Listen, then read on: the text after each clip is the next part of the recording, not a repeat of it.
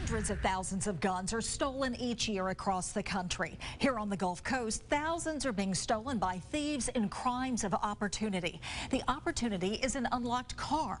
In a follow-up to a News 5 investigation, we'll show you the startling numbers and hear how those stolen guns end up on the streets, used in other crimes, including murder. Here's News 5's Bill Riles. A vigil in honor of a girl shot with a stolen gun. People that leave guns in their car, they should know better. Mobile police said it was a stolen gun that took the life of Nia Savage. The 15-year-old was shot on Valentine's Day 2017.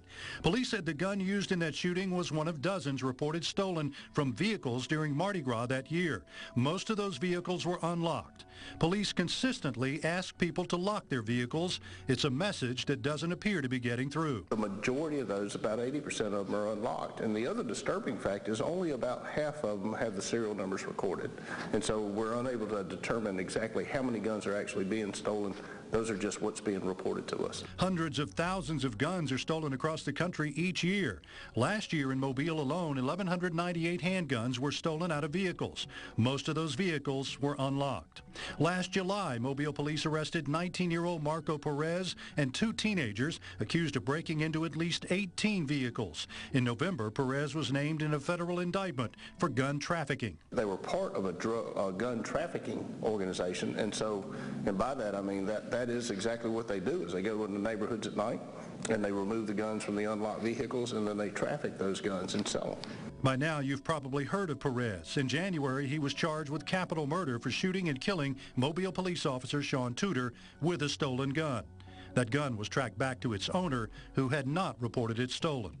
Less than a week after Tudor was shot, another shooting, also with a stolen gun. A 3-year-old was shot during a domestic dispute between a man and the child's mother in Pritchard. Police say Damian Little Sr. fired the shot from a stolen gun. And it happens all along the Gulf Coast. Car break-ins are not uncommon in Daphne, and in many of these cases, the thieves are looking for only one thing. We have had several instances where there was a lot of property in the vehicle, to include phones, cash, expensive sunglasses, all kinds of electronics. And they have bypassed all of that and simply stolen the guns out. The numbers aren't as high in Baldwin County, but dozens of guns are stolen there. Escambia County, Florida reported almost 250 gun thefts last year, most of them from unlocked vehicles. Those who have been a victim of gun theft say it's heart-wrenching to find out their gun was used in a crime, especially a deadly one.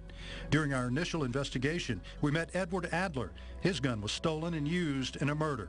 And I just panicked, and I was sick. The police say the one thing you can do, the obvious thing you can do to keep your property safe,